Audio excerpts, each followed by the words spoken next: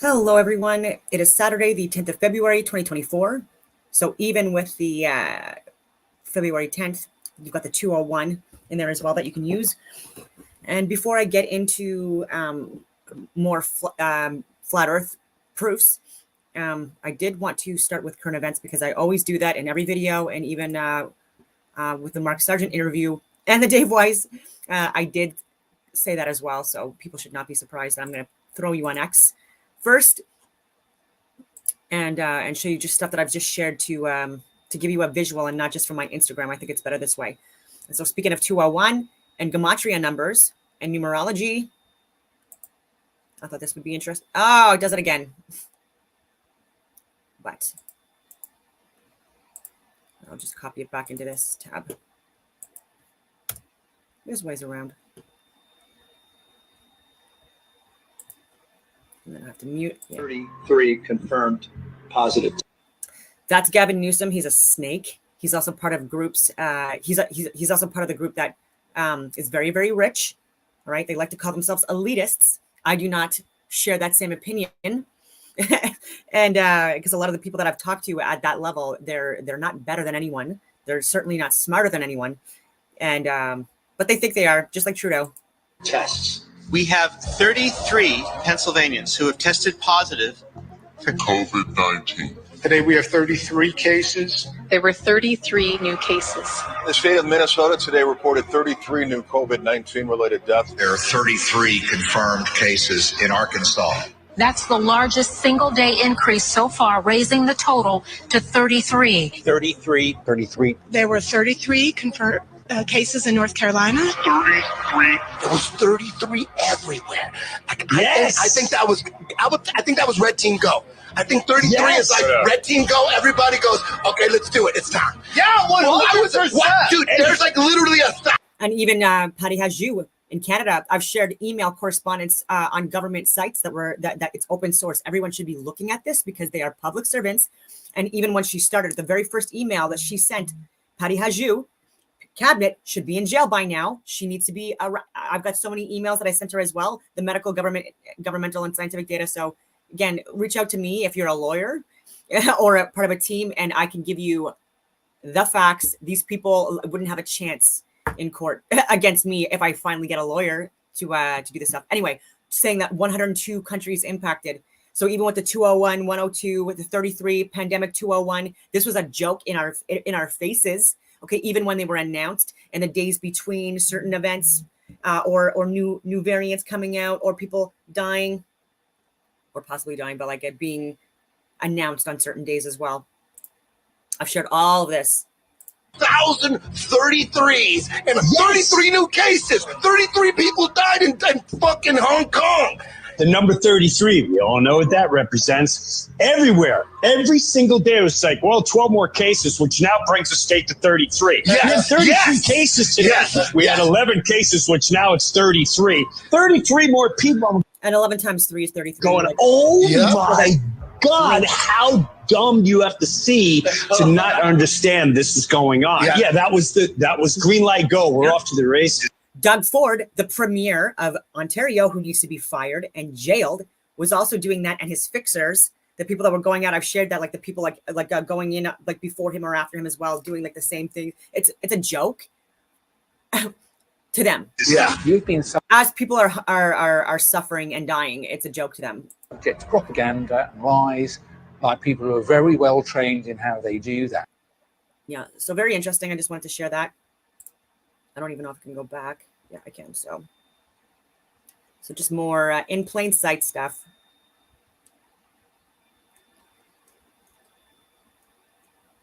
So this was posted, I don't know by who, but Viva Frey's video.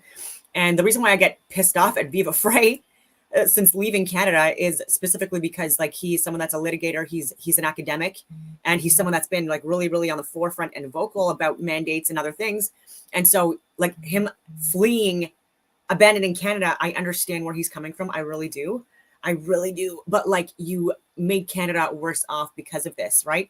And so if you were like someone that wasn't a benefit to Canada, I wouldn't be upset and other people wouldn't be upset. But it's because you fucked us a little bit more by doing that. We need more people like him to stay in Canada.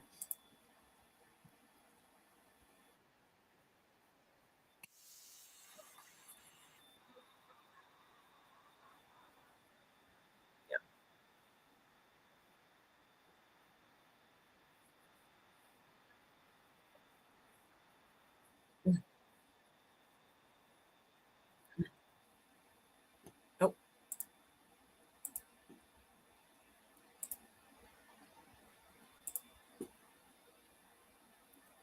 Okay, so sorry about that. As soon as I move out of the tab, it throws me out, so I just got to reload it.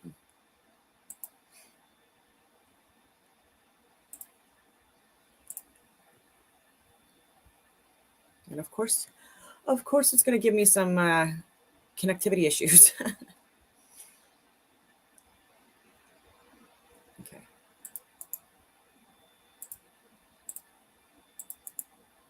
Let's try this again.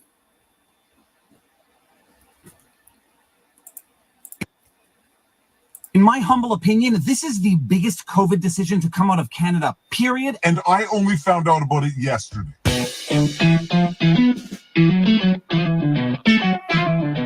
Viva Fry, former Montreal litigator turned current Florida rumbler with, get over here, Winnie the Westie, who's bothering me this. Oh, he's going down.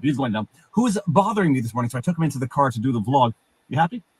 You look happy. Okay, go sit down. This is hands down the biggest decision coming out of the courts of Canada as relates to striking down COVID measures, period, full stop. And somehow I only found out about it yesterday when I was interviewing the lawyers who just filed the biggest class action lawsuit against the province of Alberta as a result of this decision. Now, for those of you who don't know, the Alberta court over the summer at some point declared Dina Hinshaw's public health order directives as relates to shutting down businesses, limiting gatherings, etc. The court declared her public health directives, whatever the hell you want to call them, ultra-virus, meaning unlawful, meaning they are all as if they never existed, struck down. Dina Hinshaw exercised her authority in a manner that exceeded the limits of the law, specifically because she was not the one making the public health directives. She was just offering a slew of options to the politicians, Kenny in particular, who would make a political decision, whereas this had to be a medical decision because that's what it was supposed to be under the law. Now, before we even get into the decision, I'm going to give a brief overview of it because it's a long decision, it's complicated, and there's a bit of a legal peculiarity to it because the court came to the decision that Dina Hinshaw exercised her authority in a manner that was ultra-virus, but that the measures would have been constitutionally justified. I'll explain it in a second. But for those of you who might have forgotten who Dina Hinshaw is, she is a raging psychopath.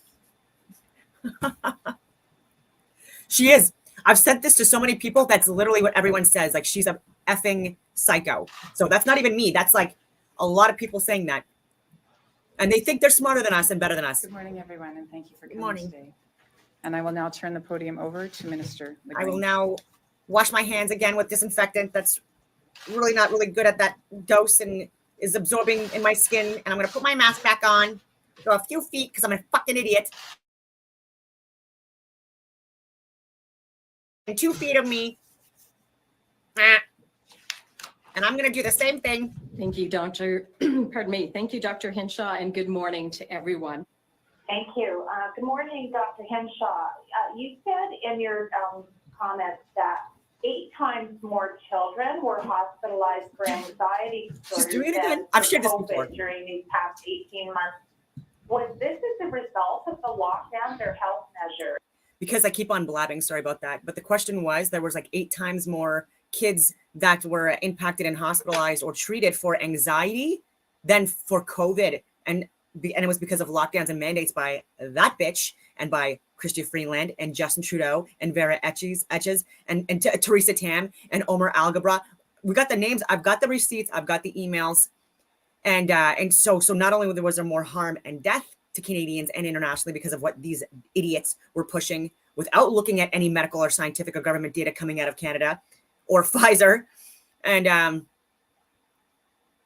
cognitive declines. Like, my sister's a teacher. She's dealing, like, there has been overwhelming amounts of teachers quitting since 2021, but 2022, 2023, it's groundbreaking.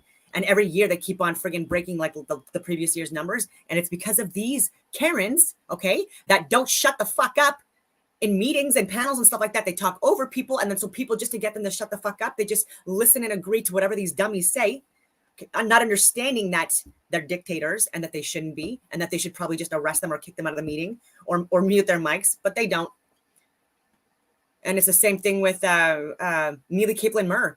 She's considered to be a doctor in Ottawa and someone that is fully advocating for the sterilization of children and lying to families and to cabinet and panels and stuff like that about so many different issues that she has no business talking about. Anyway, tangents. And Sorry. how does this differ from previous pre-COVID years?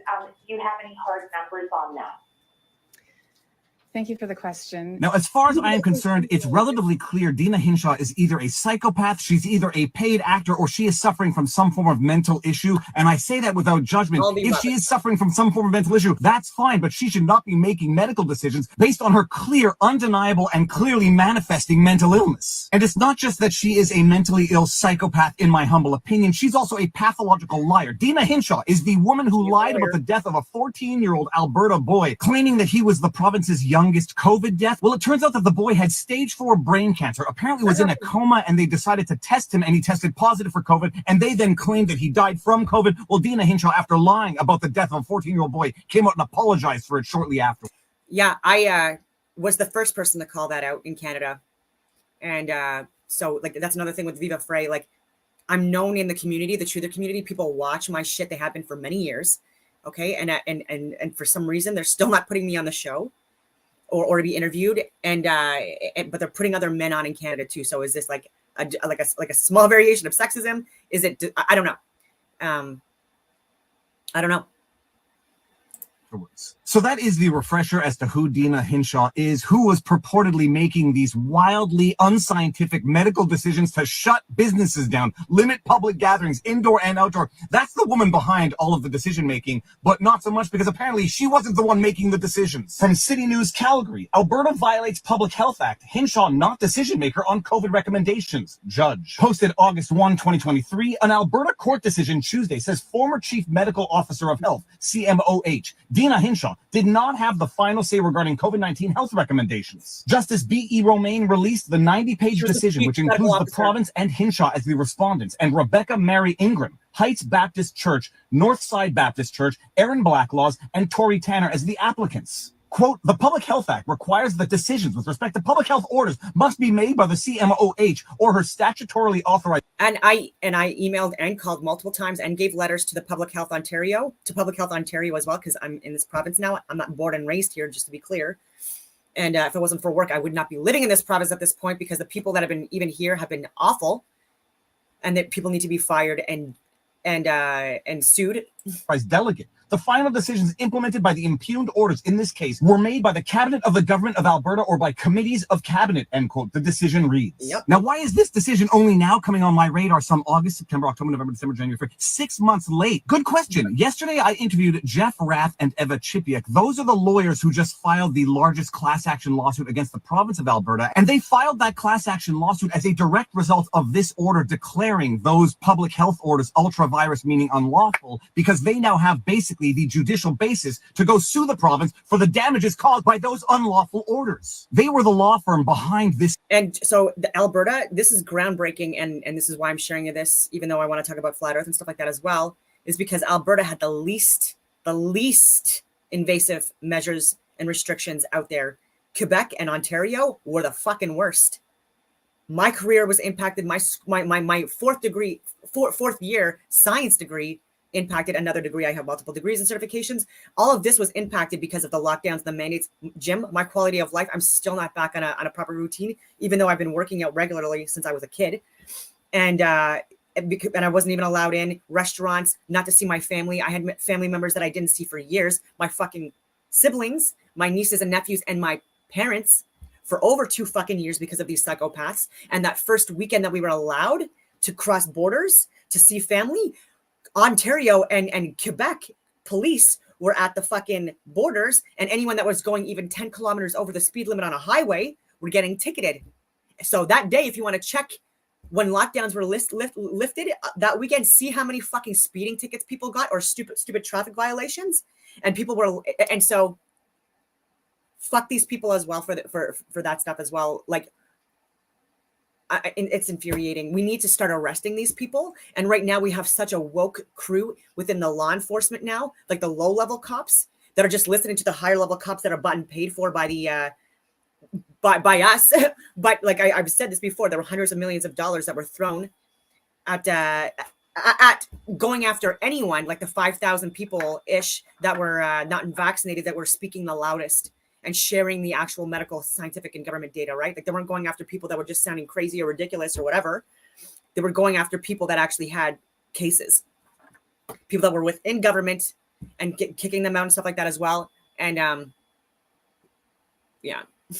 And then, yeah, I'll leave it. Successful petition to the courts. They call it the Ingram decision. They were the lawyers who successfully got this Ingram decision. And I'm like, holy crab apples. I've got to do a short vlog summarizing the Ingram decision so that people understand the judicial context before I publish our interview. And by the way, stay tuned. I'm publishing that interview later this afternoon. And this is the Ingram decision, the decision that declared Dina Hinshaw's public health orders ultra-virus, because ultimately the decisions were not being made by the medical officers. They were being made by the politicians after a list of options were given to them by the medical officers. Bottom line, this was all willy-nilly rubbish. Quote, while the CMOH made recommendations and implemented the decisions of the cabinet and committees through the impugned orders, she deferred the final decision-making to cabinets. Although Dr. Hinshaw was maligned during the pandemic and afterwards as the symbol of the restrictions, she was not in fact the final decision-maker. The delegation of her final decision-making authority to cabinet is not permitted by Section 29 of the Public Health Act, end quote. Good morning, Dr. Henshaw. You said in your comments that 8 times more children were hospitalized for anxiety disorders than for COVID during these past 18 months. Was this as a result of the lockdown, their health measures?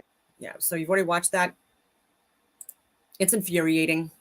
And people like me that have been sharing this and have known this since the beginning, it's been fucking hard to watch, right? And so like I'm really hoping that I get my day in court with these psychopaths.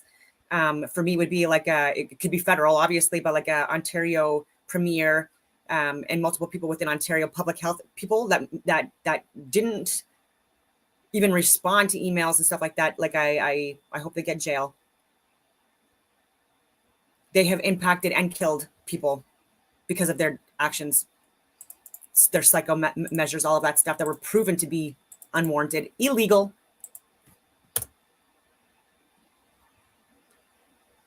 Has Canada been sending more lies, arms, whether it is military or non-military, whether it is technology, whether there's lethal or non-lethal, whether it is dual use to Israel? So that's the first question. And the reason I'm asking that question is because with the ICJ investigation that says there is a plausible case of genocide happening, Canada could be complicit. I'm concerned that Canada could be complicit in a genocide if we are continuing to sell arms. What I can tell you is that there's been no weapons sent under my watch, and so she's a big stupid liar, and she's also from she's also a lawyer. Even though when you hear her talk, I don't even know how they have to like be bribing people to and just like buying degrees. That's the like a defense minister. She's a liar. Repeatedly has lied, and her family and friends and other people's like partners have shares and stocks in Northrop Grumman, Lockheed Martin, Raytheon, and other companies. And so so this is money laundering going on this is what this is. And she's part of it. And because she thinks that she gets to sit pretty because she looks pretty and because she is untouchable. Legally, I'm talking about, obviously, because she's a lawyer and her connections are international and she's from a big firm.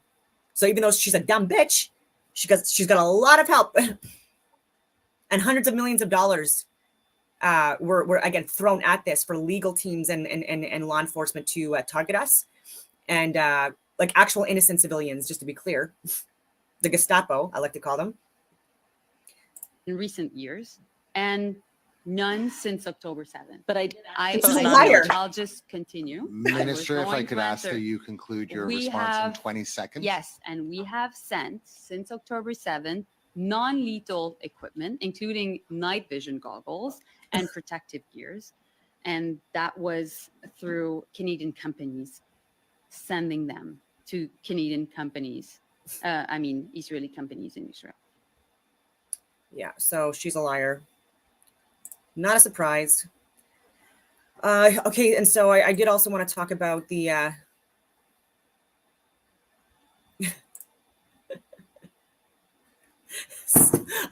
Sorry about that.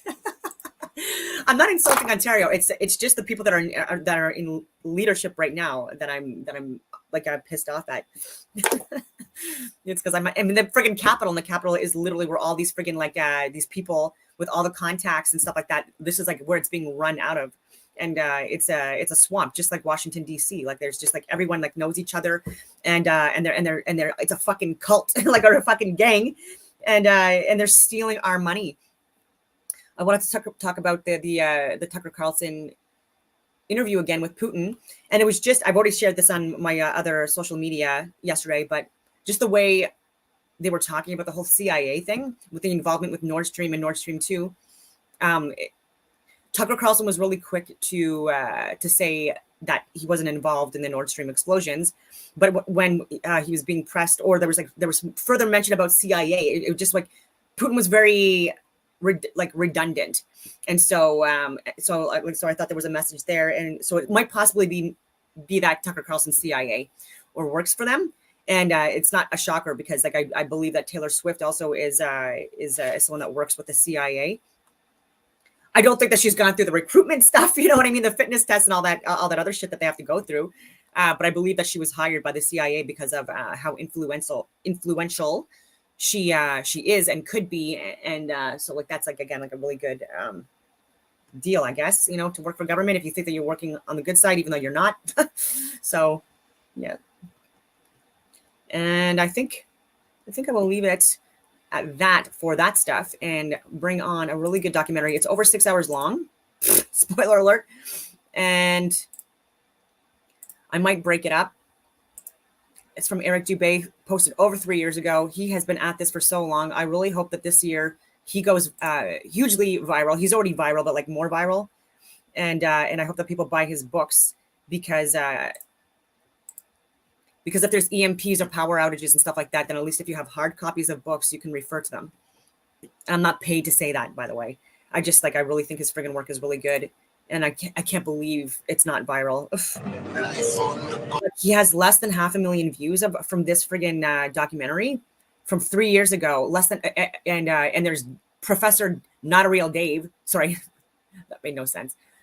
Neither does this guy though. So like Not a Real Professor Dave, like he gets millions of views on dumb videos, and so does Neil deGrasse Tyson and Bill Nye, the fake science guy. Like and oh my God, I just can't understand how this does not have millions of views.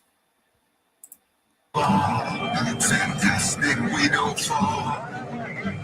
Amazing how the sun can shine so high. Life on the ball, gravity explains it all.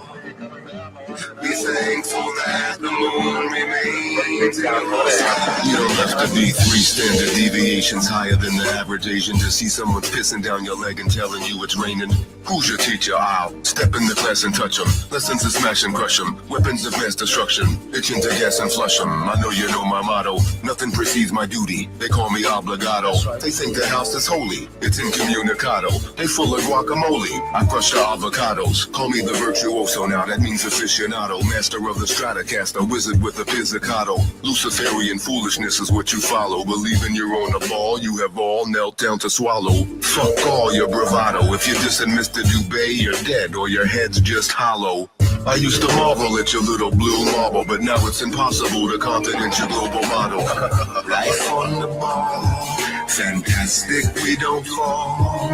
Ain't it amazing? Amazing how the sun can shine so high. That's what they told you. Life on the ball, gravity explains it all. That explains everything. Be thankful that the moon remains in your sky. Wolves in sheep's clothing have pulled the wool over our eyes. For almost 500 years, the masses have been thoroughly deceived by a cosmic fairy tale of astronomical proportions. We have been taught a falsehood so gigantic and diabolical that it has blinded us from our own experience and common sense, from seeing the world and the universe as they truly are. Through pseudoscience books and programs, mass media and public education, universities and government propaganda, the world has been systematically brainwashed, slowly indoctrinated over centuries into the unquestioning belief of the greatest lie of all time. David Wardlaw Scott said, Children are taught in their geography books, when too young to apprehend aright the meaning of such things, that the world is a great globe revolving around the sun, and the story is repeated continuously year by year till they reach maturity, at which time they generally become so absorbed in other matters as to be indifferent as to whether the teaching be true or not, and, as they hear of nobody contradicting it, they presume that it must be the correct thing, if not to believe, at least to receive it as a fact. They thus tacitly give their assent to a theory which, if it had first been presented to them at what are called years of discretion, they would at once have rejected. The consequences of evil teaching, whether in religion or in science, are far more disastrous than is generally supposed, especially in a luxurious, laissez-faire age like our own. The intellect becomes weakened, and the conscience seared. For 500 years, an elite cabal of sun worshippers has propagated this nihilistic, atheistic cosmology and cosmogony, unquestioningly believed by the vast majority of the world. We have been taught, contrary to all common sense and experience, that the seemingly motionless, flat earth beneath our feet is actually a massive, moving ball spinning through space at over 1,000 miles per hour, wobbling and tilted 23.5 degrees on its vertical axis, while orbiting the sun at a blinding 67,000 miles per hour, in concert with the entire solar system, spiraling 500,000 miles per hour around the Milky Way, and careening across the expanding universe away from the Big Bang at an incredible 670 million miles per hour, but that you can feel and experience none of it. We have been taught that a mysterious force called gravity, a magical magnetism responsible for keeping everything from falling or flying off the spinning ball Earth, is just strong enough to hold people, oceans, and the atmosphere tightly to the surface, but just weak enough to allow bugs, birds, and planes to take off with ease. David Wardlaw Scott wrote, I remember being taught when a boy that the earth was a great ball revolving at a very rapid rate around the sun, and when I expressed to my teacher my fears that the waters of the oceans would tumble off, I was told that they were prevented from doing so by Newton's great law of gravitation, which kept everything in its proper place. I presume that my countenance must have shown some signs of incredulity, for my teacher immediately added, I can show you a direct proof of this. A man can whirl around his head a pail filled with water without its being spilt, and so, in like manner, can the oceans be carried round the sun without losing a drop. As this illustration was evidently intended to settle the matter, I then said no more upon the subject. Had such been proposed to me afterwards as a man, I would have answered somewhat as follows. Sir, I beg to say that the illustration you have given of a man whirling a pail of water round his head, and the oceans revolving round the sun, does not in any degree confirm your argument, because the water in the two cases is placed under entirely different circumstances, but, to be of any value, the conditions in each case must be the same, which here they are not.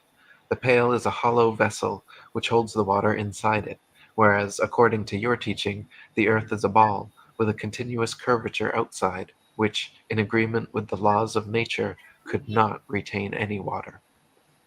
We have been taught that the ball Earth spins at a constant velocity, perfectly dragging the atmosphere along so we cannot feel the slightest bit of motion, perturbation, wind, or air resistance. They say we cannot feel any of this motion because the magical Velcro of gravity pulls the atmosphere precisely along, and we cannot measure any of this motion because the stars are so incredibly far away that over 100 million miles of supposed annual orbit around the sun amounts to not a single inch of relative parallax change. How convenient. We have been taught that the apparent orbit of the sun, planets, and stars, but not the moon, around the earth are all optical illusions, that it is, in fact, the earth beneath our feet which moves, and our eyes that deceive us. Special exception is made for the moon, however, which is said to revolve around the earth just as it appears.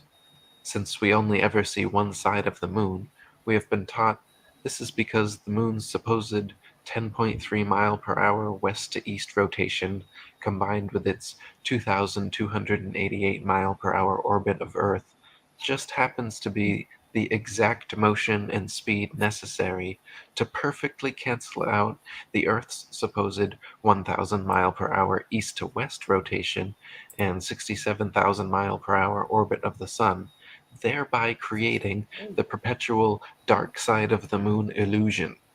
Oh, really? Though the Sun and Moon appear to be relatively small, equal-sized bodies revolving around a stationary Earth, we have been taught that this too is an optical illusion, and they are in fact thousands of miles divergent in diameter. They say the Sun is actually a whopping 865,374 miles across, 109 times wider than the Earth, and contrary to all experience, experiments, and common sense, that we revolve around it. They say the Moon is 2,159 miles across, a quarter the size of the Earth, and why they appear the same size is because the Moon is only 238,000 miles away, while the Sun is an unfathomable 93. And the Apollo 11 mission was they claimed 237,000 miles away for the moon, and there's room 237 in some Stephen King, Stanley Kubrick works. Million miles away from the Earth. And these just happen to be the exact diameters and distances necessary for a viewer from Earth to falsely perceive them as being the same size. You don't say.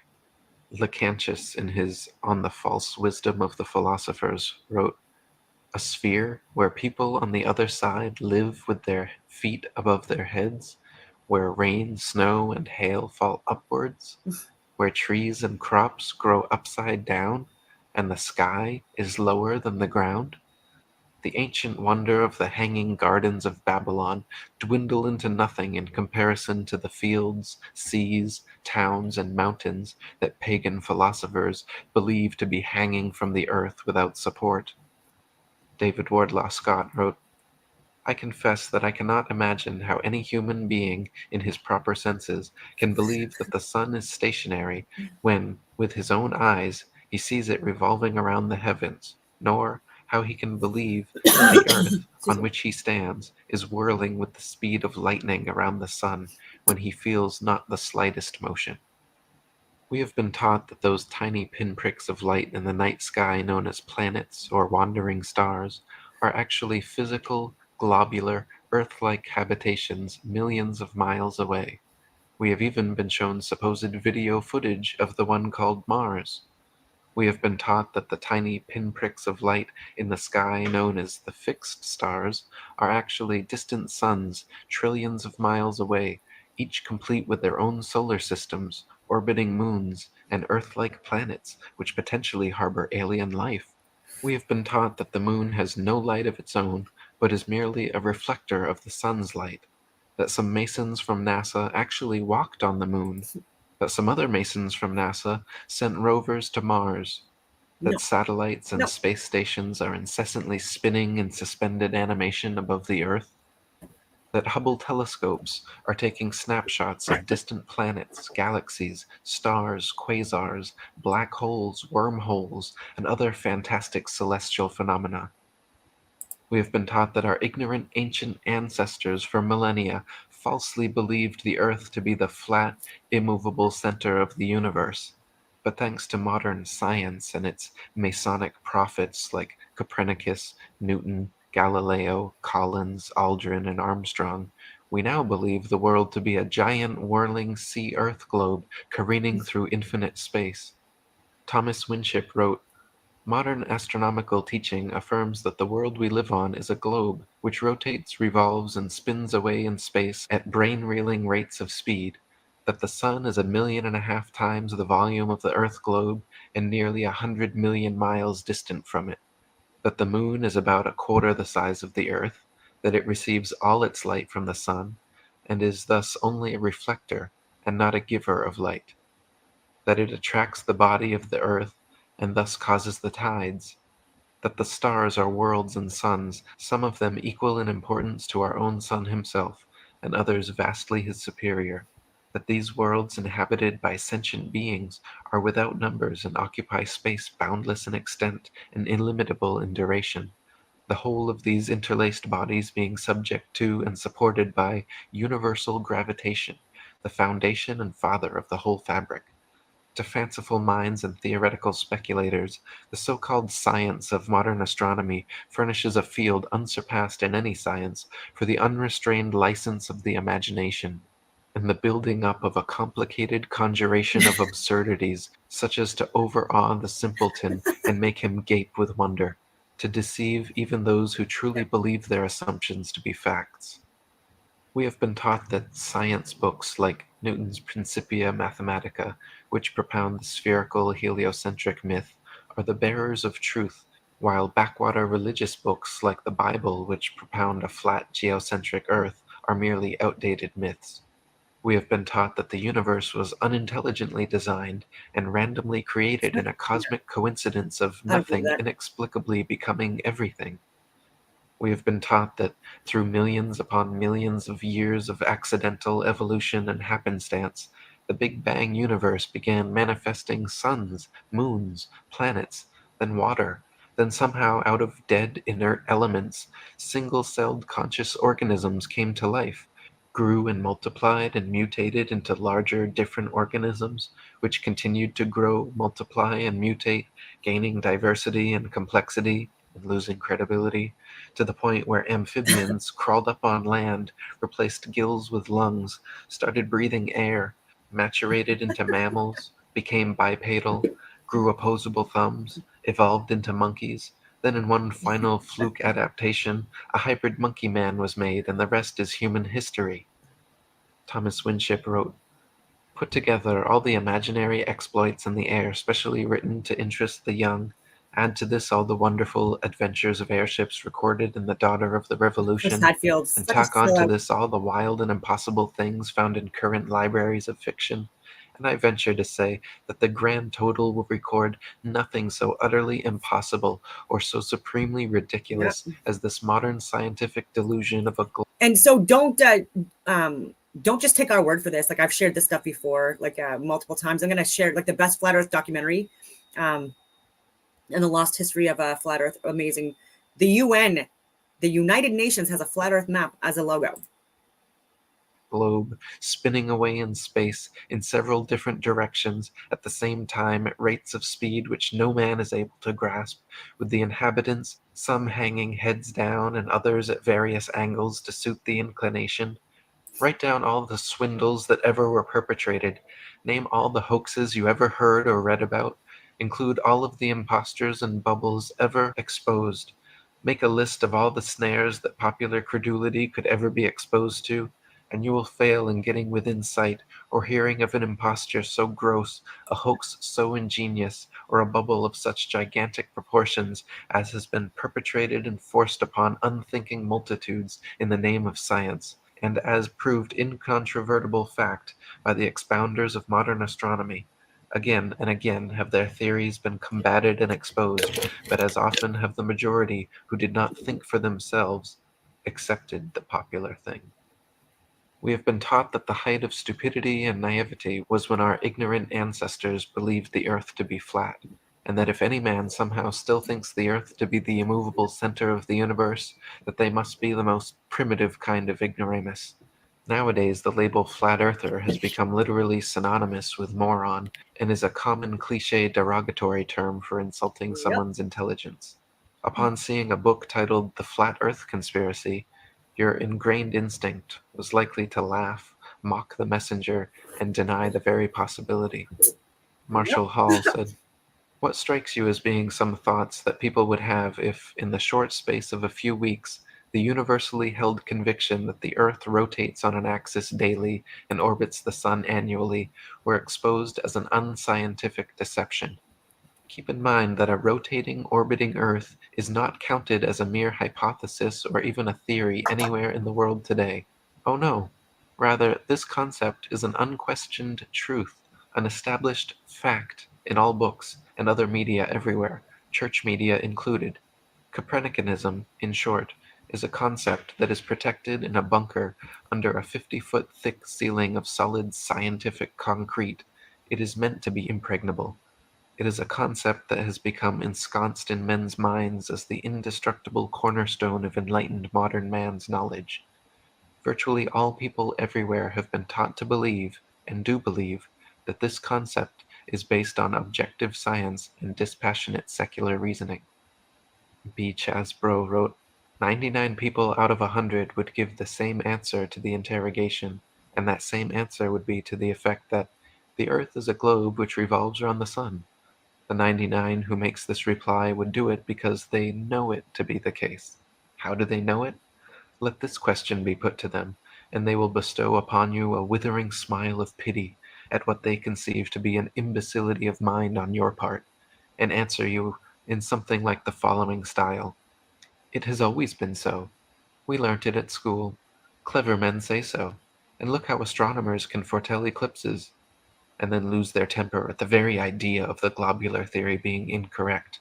And a haughty, there can be no doubt about it, will close all they have to say on the subject. Now, if the ears of these 99 could only be gained, they would be shown, in an irresistible manner, that the philosophy which would speak of a round and revolving world is a false philosophy. Ancient civilizations the world over believed Earth to be the flat, immovable center of the universe, around which the heavens revolved daily cycles in perfect circles. This stable geocentric universe, proven true by experience and experiments, which reigned undisputed for thousands of years, adequately explaining all earthly and celestial phenomena, was violently uprooted, spun around, and sent flying through infinite space by a cabal of sun-worshipping theoretical astronomers. Early Masonic magicians like Copernicus, Kepler, Galileo, and Newton, along with their modern Masonic astronaut counterparts like Armstrong, Aldrin, and Collins, hand in hand with NASA and World Freemasonry, have pulled off the greatest hoax, propagated the most phenomenal lie, and perpetuated the most complete indoctrination in history. Over the course of 500 years, using everything from books, magazines, and television to computer-generated imaging, a multi-generational conspiracy has succeeded in the minds of the masses to pick up the fixed Earth, shape it into a ball, spin it in circles, and throw it around the sun. In schools where every professor's desk is adorned with a spinning Earth globe, we are lectured on the heliocentric theory of the universe, shown images of ball planets, and videos of men suspended in space.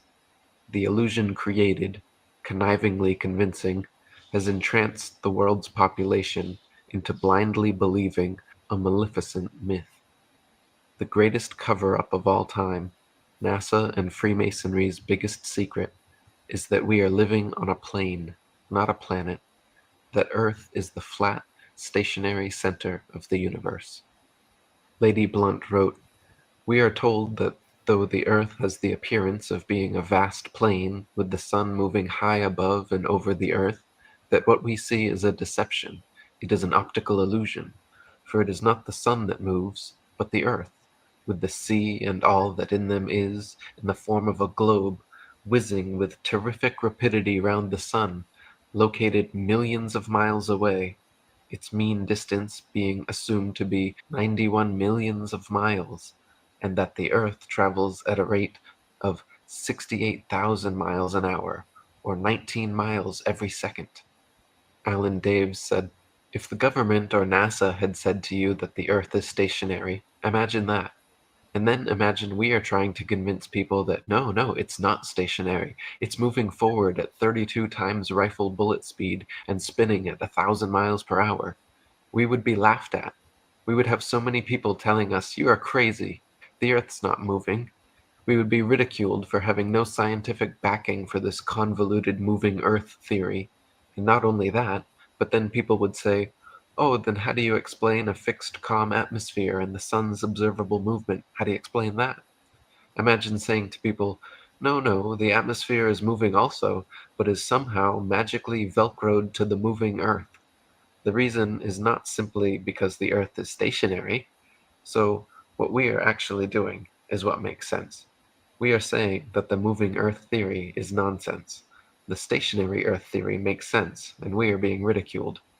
You've got to picture it being the other way around to realize just how ridiculous this situation is. This theory from the government and NASA that the Earth is rotating and orbiting and leaning is absolute nonsense, and yet people are clinging to it tightly, like a teddy bear. They just can't bring themselves to face the possibility that the Earth is stationary, though all the evidence shows it. We feel no movement. The atmosphere hasn't been blown away. We see the sun move from east to west. Everything can be explained by a motionless Earth without bringing in all these assumptions to cover up previous assumptions gone bad.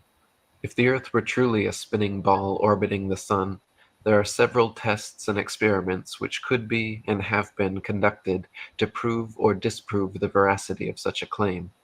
For example, Danish astronomer Tycho Brahe famously argued against the heliocentric theory in his time, positing that if the Earth revolved in an orbit around the Sun, the change in relative position of the stars after 6 months of orbital motion could not fail to be seen. He argued that the stars should seem to separate as we approach and come together as we recede. In actual fact, however, almost 200 million miles of supposed orbit around the Sun, and not a single inch of parallax can be detected in the stars. Thomas Winship wrote, "If the Earth is at a given point in space on, say, January 1st, and according to present-day science at a distance of 190 million miles from that point 6 months afterwards, it follows that the relative position and directions of the stars will have greatly changed, however small the angle of parallax may be. That this great change is nowhere apparent and has never been observed incontestably proves that the Earth is at rest, that it does not move in an orbit round the Sun." Samuel Robotham wrote, "Take 2 carefully bored metallic tubes, Oh yes, and not those less laser than 6 tests. feet in The people are like, "Oh, you can look. There's a laser that was left on the moon, and you could take a laser, but it has to be like the largest, strongest laser in the world, like Big Bang Theory, Sheldon Cooper thing." And then it reflects back. Like really, really, when when we're allegedly spinning and the moon's allegedly spinning, and like, come on. length and place them 1 yard And where can we prove this and duplicate or measure or observe this? Here. asunder Oh, right. We just don't have the like the technology or the equipment, none of that stuff. the opposite sides of a wooden frame or a solid block of wood or stone. So adjust them that their centers of axes of vision shall be perfectly parallel to each other. Sun's coming Now out. direct them to the plane of some notable fixed star a few seconds previous to its meridian time. Let an observer be stationed at each tube, and the moment the star appears in the first tube, let a loud knock or other signal be given, to be repeated by the observer at the second tube when he first sees the same star. A distinct period of time will elapse between the signals given. The signals will follow each other in very rapid succession, but still the time between is sufficient to show that the same star is not visible at the same moment by 2 parallel lines of sight when only 1 yard asunder. A slight inclination of the second tube towards the first tube would be required for the star to be seen through both tubes at the same instant. Let the tubes remain in their position for 6 months, at the end of which time the same observation or experiment will produce the same results.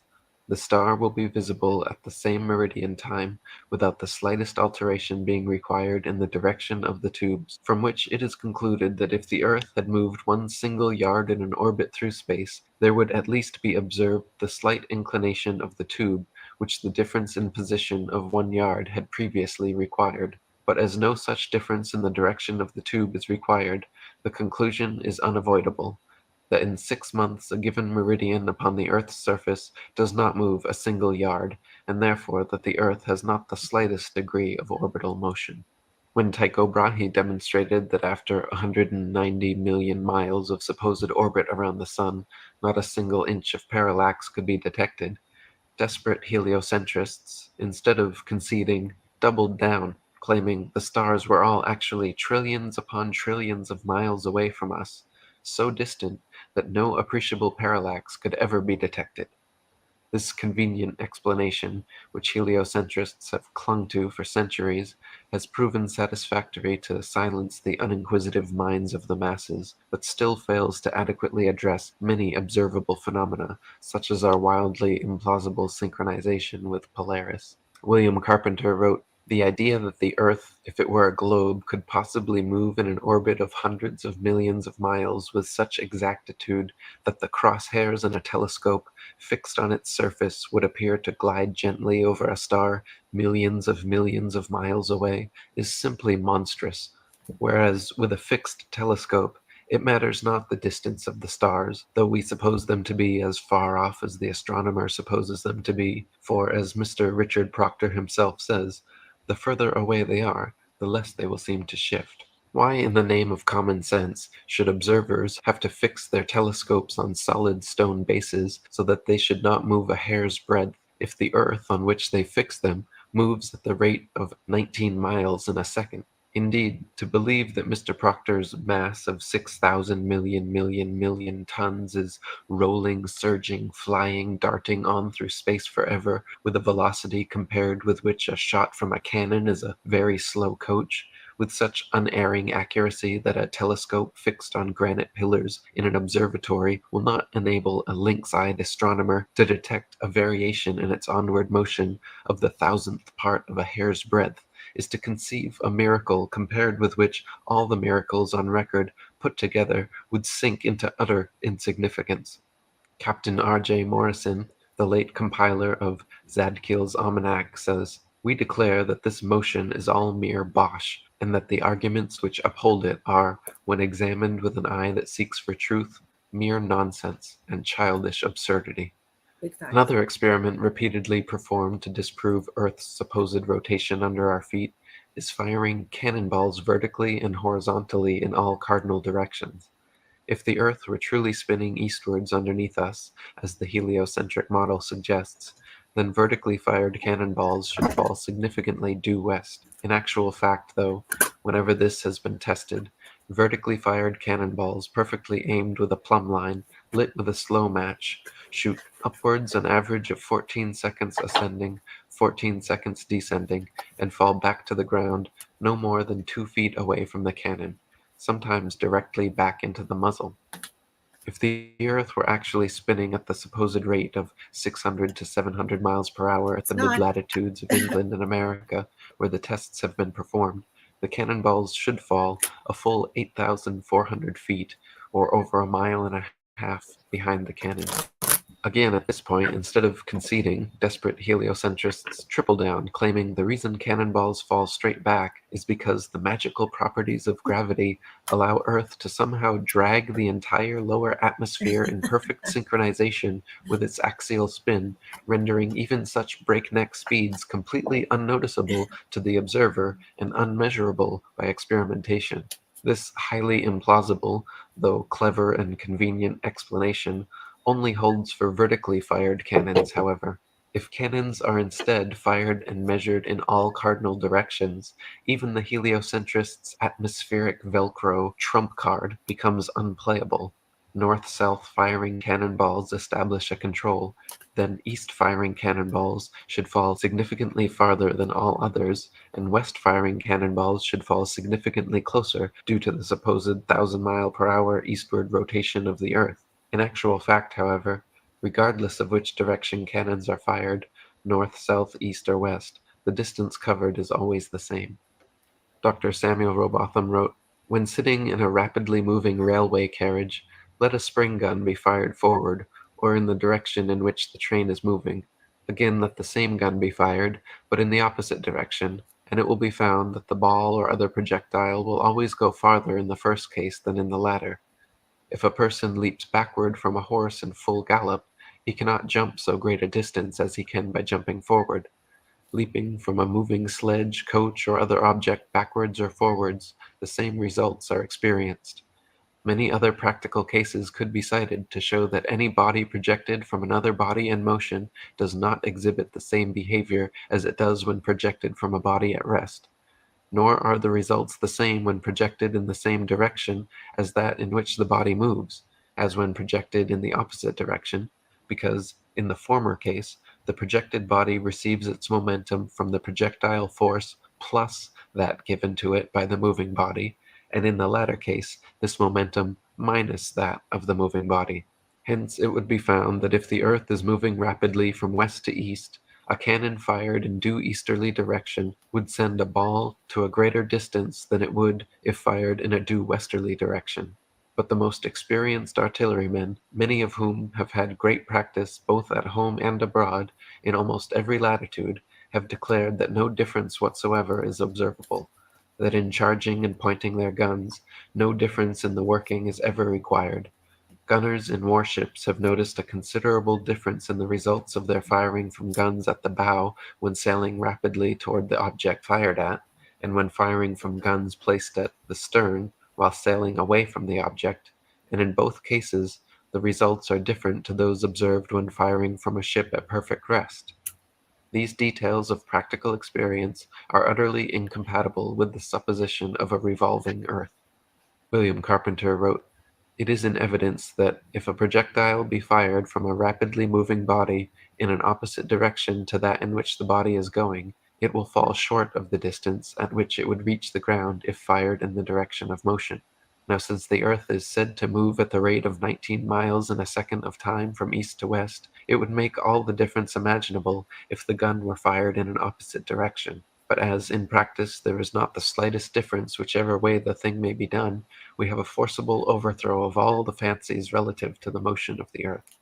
During the Crimean War, the subject of artillery fire in connection with the Earth's rotation became a hotly discussed topic among military men, scientists, philosophers, and statesmen. Around this time, on December 20th, 1857, British Prime Minister Lord Palmerston wrote to the Secretary of War, Lord Panmure, stating, "There is an investigation which it would be important, and at the same time easy to make, and that is, whether the rotation of the earth on its axis has any effect on the curve of a cannonball in its flight. One should suppose that it has, and that while the cannonball is flying in the air, impelled by the gunpowder, in a straight line from the cannon's mouth, the ball would not follow the rotation of the earth in the same manner which it would if lying at rest on the earth's surface. If this be so, a ball fired in the meridional direction, that is to say, due south or due north, ought to deviate to the west of the object at which it was aimed, because during the time of flight, that object will have gone to the east somewhat faster than the cannonball will have done. The trial might be easily made in any place in which a free circle of a mile or more radius could be obtained, and a cannon placed in the center of that circle, and fired alternately north, south, east, and west, with equal charges, would afford the means of ascertaining whether each shot flew the same distance or not.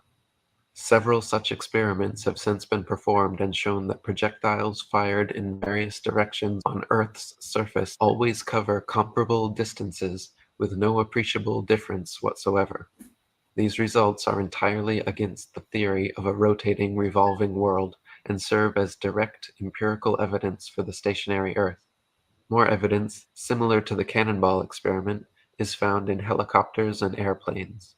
If the Earth were spinning several hundred miles per hour beneath our feet, helicopter pilots and hot air balloonists should be able to simply ascend straight up, hover, and wait for their lateral destinations to reach them. Since such a thing has never happened in the history of aeronautics, however, haughty heliocentrists must once again rely on Newton's magical atmospheric Velcro, claiming the lower atmosphere, up to an undetermined height, somewhere above the reach of helicopters, hot air balloons, and anything not built by NASA, is pulled perfectly along with the rotating Earth, rendering such experiments moot. Granting heliocentrists their atmospheric glue supposition helps them dismiss the results of vertically fired cannonball experiments, but does not and cannot help them explain away the results of horizontal cardinally fired cannonballs. Similarly, granting them their magic Velcro helps dismiss the results of hovering helicopter and hot air balloon experiments, but does not and cannot explain away the results of airplanes flying in cardinal directions.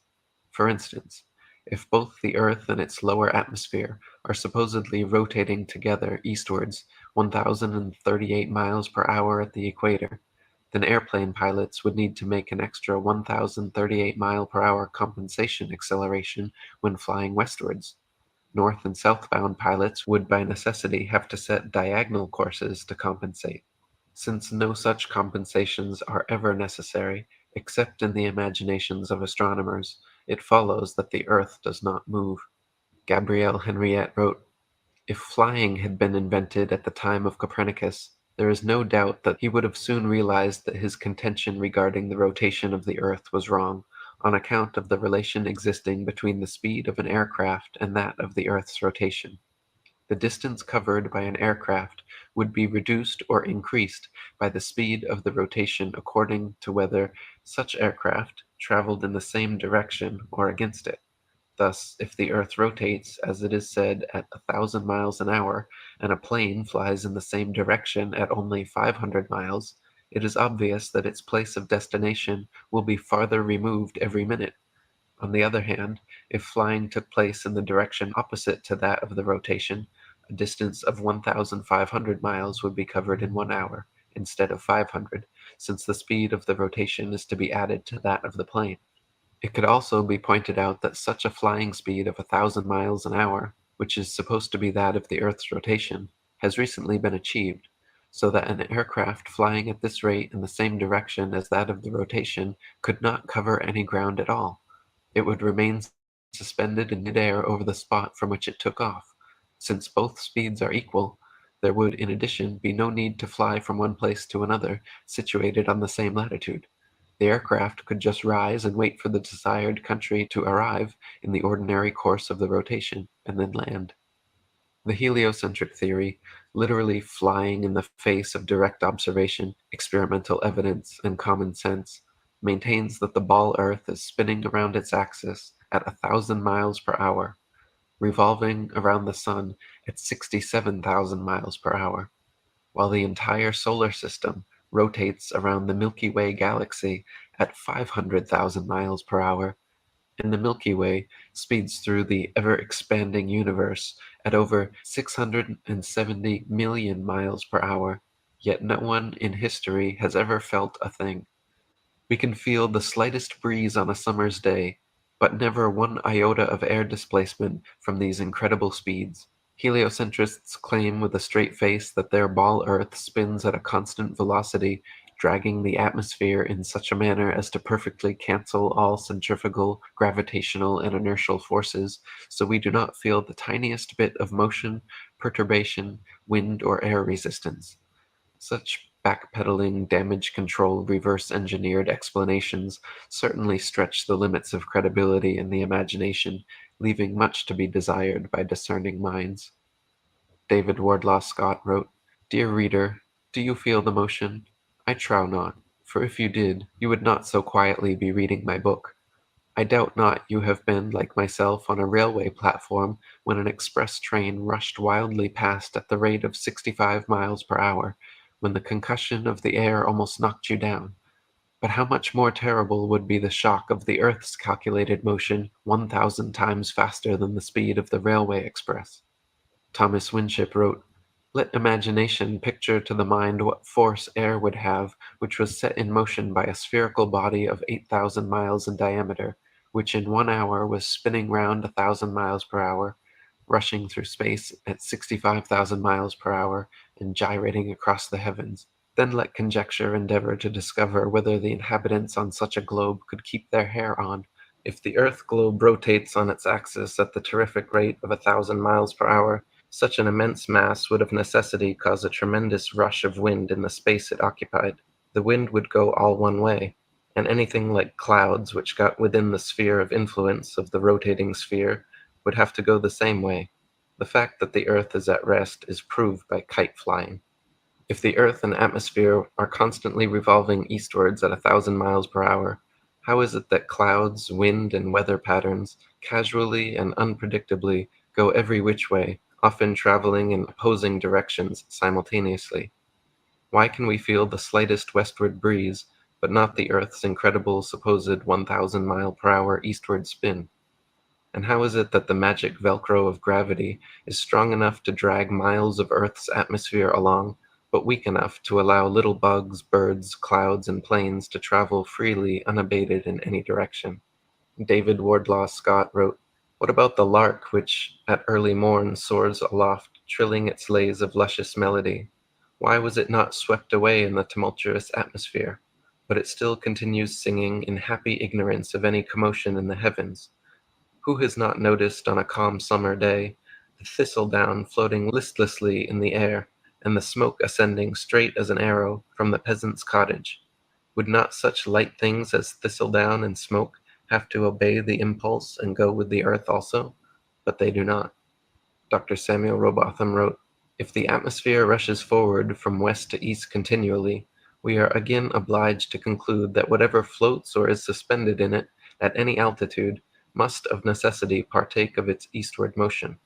A piece of cork or any other body floating in still water will be motionless, but let the water be put in motion in any direction whatever, and the floating bodies will move with it, in the same direction and with the same velocity. Let the experiment be tried in every possible way, and these results will invariably follow. Hence, if the earth's atmosphere is in constant motion from west to east, all the different strata which are known to exist in it, and all the various kinds of clouds and vapors which float in it, must of mechanical necessity move rapidly eastwards. But what is the fact? If we fix upon any star as a standard or datum outside the visible atmosphere, we may sometimes observe a stratum of clouds going for hours together in a direction the very opposite to that in which the earth is supposed to be moving. Not only may a stratum of clouds be seen moving rapidly from east to west, but at the same moment other strata may often be seen moving from north to south, or from south to north. It is a fact well known to aeronauts that several strata of atmospheric air are often moving in as many different directions at the same time. On almost any moonlit and cloudy night, different strata may be seen not only moving in different directions, but, at the same time, moving with different velocities, some floating past the face of the moon rapidly and uniformly, and others passing gently along, sometimes becoming stationary, then starting fitfully into motion, and often standing still for minutes together. In his book South Sea Voyages, Arctic and Antarctic explorer Sir James Clark Ross described his experience on the night of November 27, 1839, and his conclusion that the Earth must be motionless. The sky being very clear, the planet Venus was seen near the zenith, notwithstanding the brightness of the meridian sun. It enabled us to observe the higher stratum of clouds to be moving in an exactly opposite direction to that of the wind, a circumstance which is frequently recorded in our meteorological journal, both in the northeast and southeast trades, and has also been observed by former voyagers. Captain Basil Hall witnessed it from the summit of the Peak of Tenerife, and Count Strzelecki, on ascending the volcanic mountain of Carenia in Oahe, reached at 4,000 feet, an elevation above that of the trade wind, and experienced the influence of an opposite current of air of a different hygrometric and thermometric condition. Count Strzelecki further informed me of the following seemingly anomalous circumstance: that at the height of 6,000 feet he found the current of air blowing at right angles to both the lower strata, also of a different hydrometric and thermometric condition, but warmer than the inner stratum. Such a state of the atmosphere is compatible only with the fact which other evidence has demonstrated, that the earth is at rest. William Carpenter wrote, "It is a well-known fact that clouds are continually seen moving in all manner of direction. Yes, and frequently in different directions at the same time, from west to east being as frequent a direction as any other. Now, if the earth were a globe revolving through space west to east at a rate of 19 miles in a second, the clouds appearing to us to move towards the east would have to move quicker than 19 miles in a second to be thus seen, whilst those which appear to be moving in the opposite direction would have no necessity to be moving at all, since the motion of the earth would be more than sufficient to cause that appearance. But it only takes a little common sense to show us that it is the clouds that move, just as they appear to do, and that therefore the earth is motionless." Heliocentrists believe the world beneath their feet is spinning at a mind-numbing 1,038 miles per hour at the equator, while perfectly pulling the entire atmosphere along for the ride. Meanwhile, at the mid-latitudes of USA and Europe, they believe the world and atmosphere spin around 900 to 700 miles per hour, decreasing gradually all the way down to 0 miles per hour at the North and South Poles, where the stagnant atmosphere apparently never moves, completely escaping the grips of gravity's magic Velcro. This means at all latitudes, every inch of the way, the atmosphere manages to perfectly coincide with the supposed speed of the Earth, compensating from 0 miles per hour at the poles all the way up to 1,038 miles per hour at the equator, and every speed in between. These are all lofty assumptions heliocentrists make without any experimental evidence to back them up. Marshall Hall said, "In short, the sun, moon, and stars are actually doing precisely what everyone throughout all history has seen them do. We do not believe what our eyes tell us because we have been taught a counterfeit system which demands that we believe what has never been confirmed by observation and experiment. That counterfeit system demands that the Earth rotate on an axis every 24 hours at a speed of over 1,000 miles per hour at the equator. No one has ever seen or felt such movement, nor seen or felt the 67,000 mile per hour speed of the Earth's alleged orbit around the Sun, or its 500,000 mile per hour alleged speed around a galaxy, or its retreat from an alleged Big Bang at over 670 million miles per hour. Remember, no experiment has ever shown the Earth to be moving. Add to that the fact that the alleged rotational speed we've all been taught as scientific fact must decrease every inch or mile one goes north or south of the equator, and it becomes readily apparent that such things as accurate as aerial bombing in World War II down a chimney from 25,000 feet with a plane going any direction at high speed would have been impossible if calculated on an Earth moving below at several hundred miles per hour and changing constantly with the latitude. Before heliocentric indoctrination, any child will look up to the sky and notice that the sun, moon, and stars all revolve around a stationary Earth.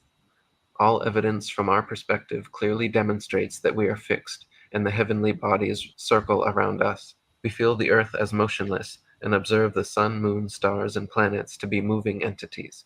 To suspend this common-sense geocentric perspective and assume that it is actually the Earth rotating beneath us daily while revolving around the sun yearly is quite a theoretical leap to take without any empirical evidence to land on." Alan Daves said, "Ignorant folk think that such minority opinions as geocentrism are conspiracy theories. There is a real conspiracy for sure, but the sad thing is it is mostly a conspiracy of willful and apathetic ignorance for numerous reasons. The very people who would call geocentrists quack conspiracy theorists are either themselves completely ignorant of even modern cosmological axioms and principles of gravitation and mechanics, or they are just playing stupid, hoping no one will notice or call their bluff. What's even more hilarious is the fact that even folk like Stephen Hawking and a few intellectually honest physicists and cosmologists who would read what we are saying and are capable of understanding it know that what we have been saying is absolutely true. Not only do they admit that, but even snicker about it to each other.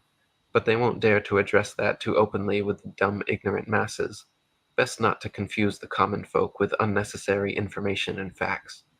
Even more sad are all the others out there who don't have a clue what I'm saying here and shake their heads, thinking they know something about physics that tells them that the Earth moves.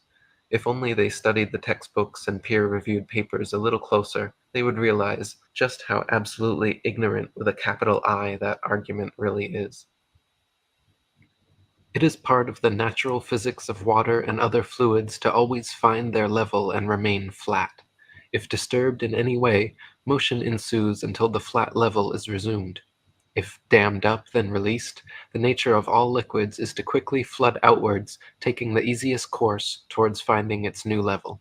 From W.T. Lynn's First Principles of Natural Philosophy, the upper surface of a fluid at rest is a horizontal plane, because if a part of the surface were higher than the rest, those parts of the fluid which were under it would exert a greater pressure upon the surrounding parts than they receive from them, so that motion would take place amongst the particles and continue until there were none at a higher level than the rest, that is, until the upper surface of the whole mass of fluid became a horizontal plane.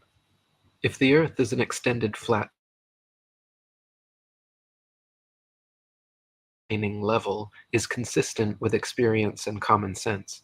If, however, the Earth is a giant sphere tilted on its vertical axis, spinning through never-ending space, then it follows that truly flat, consistently level surfaces do not exist here. Moreover, if the Earth is spherical, then it follows that the surface of all Earth's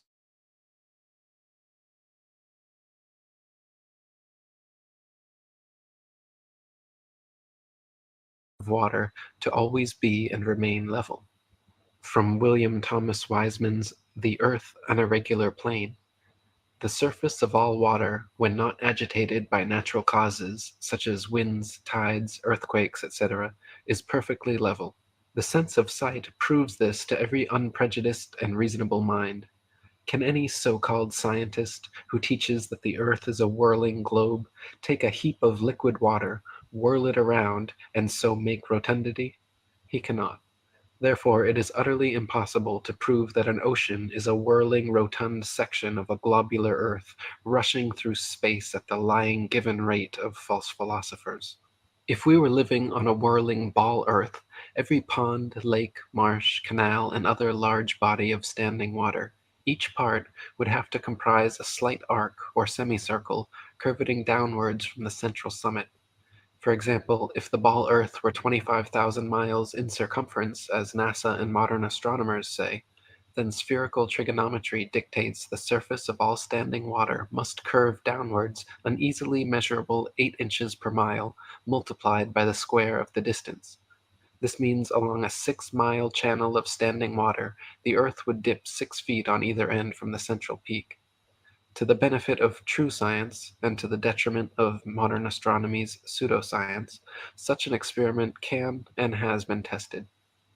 In Cambridge, England, there is a 20-mile canal called the Old Bedford, which passes in a straight line through the fenlands known as the Bedford Level. The water has no interruption from locks or water gates of any kind, and remains stationary, making it perfectly suitable for determining whether any amount of convexity or curvature actually exists.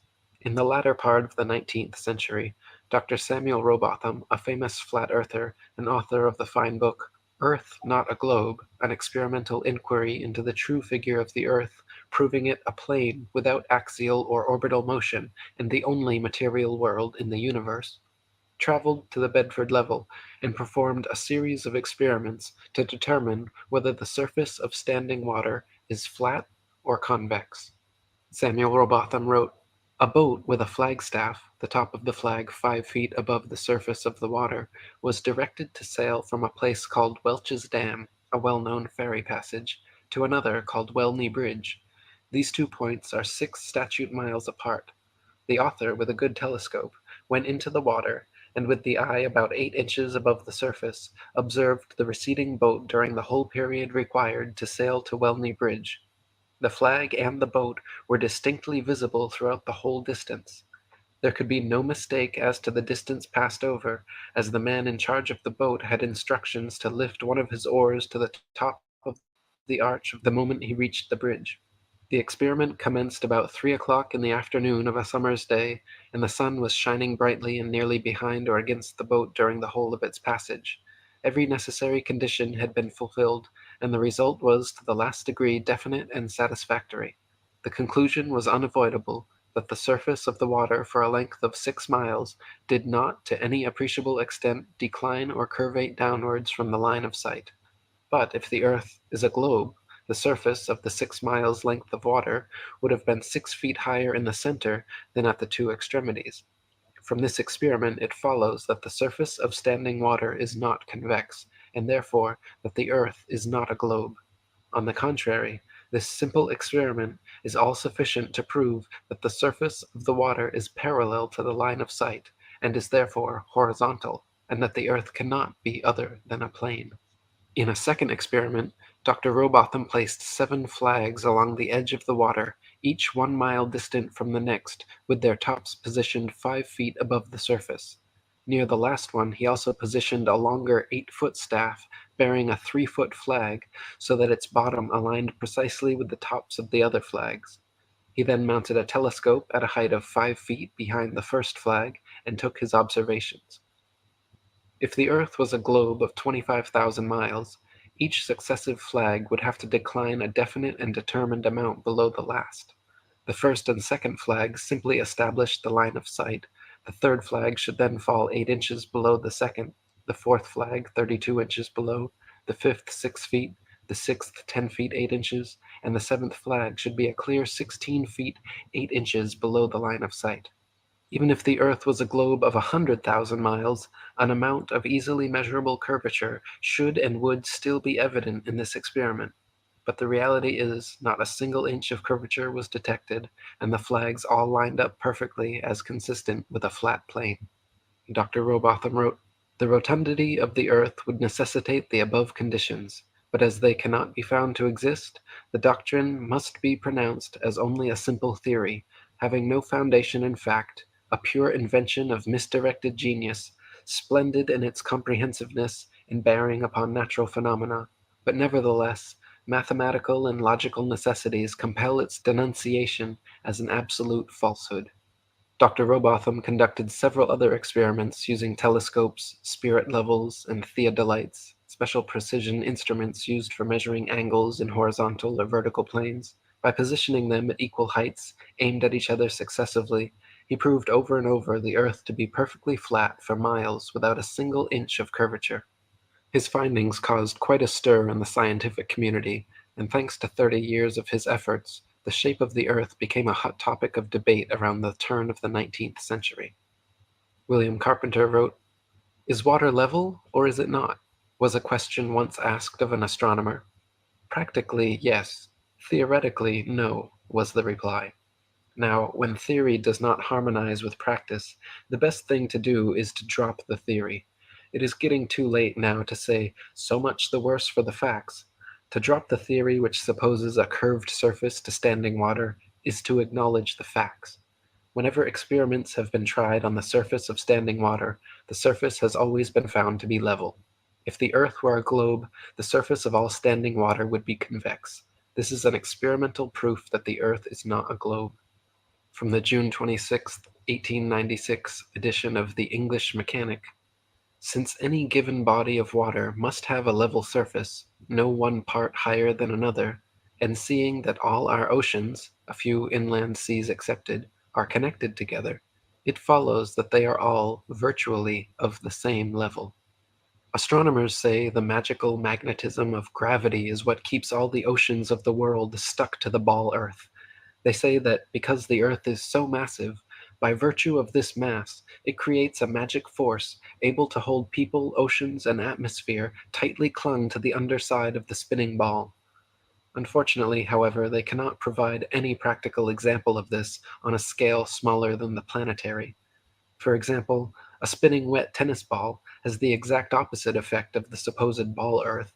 Any water poured over it simply falls off the sides, and giving it a spin results in water flying off 360 degrees like a dog shaking off after a bath.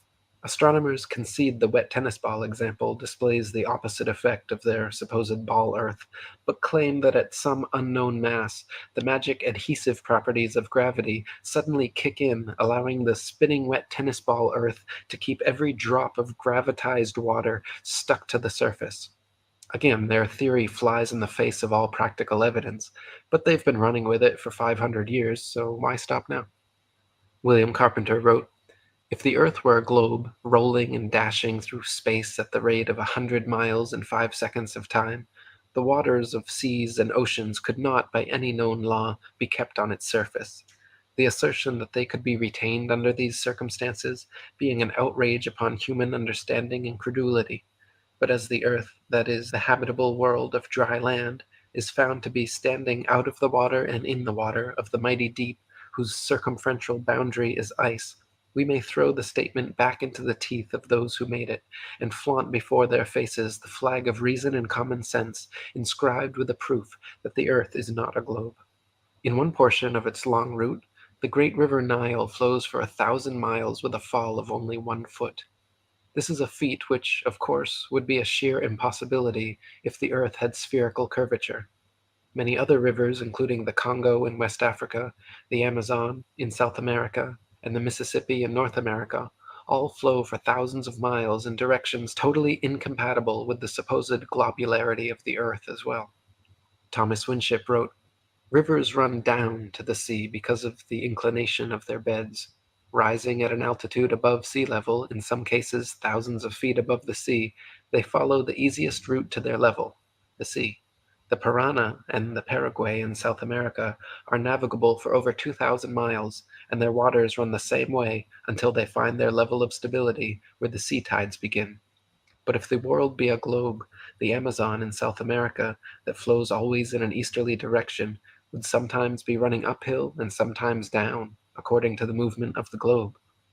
Then the Congo in West Africa, that always pursues a westerly course to the sea, would in the same manner be running alternately up and down.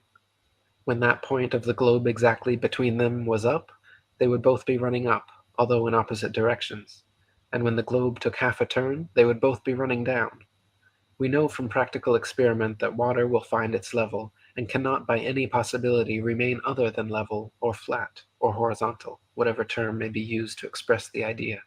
It is therefore quite out of the range of possibility that rivers could do as they would have to do on a globe." David Wardlaw Scott wrote, "Who ever heard of a river in any part of its course flowing uphill? Yet this it would require to do were the earth a globe.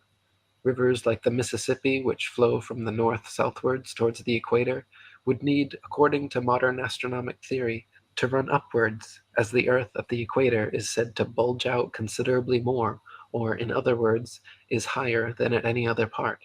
Thus, the Mississippi, in its immense course of over 3,000 miles, would have to ascend 11 miles before it reached the Gulf of Mexico." And William Carpenter wrote, "There are rivers which flow east, west, north, and south. That is, rivers are flowing in all directions over the earth's surface, and at the same time. Now, if the earth were a globe, some of these rivers would be flowing uphill and others down, taking it for a fact that there really is an up and down in nature, whatever form she assumes. But since rivers do not flow uphill, and the globular theory requires that they should, it is a proof that the earth is not a globe."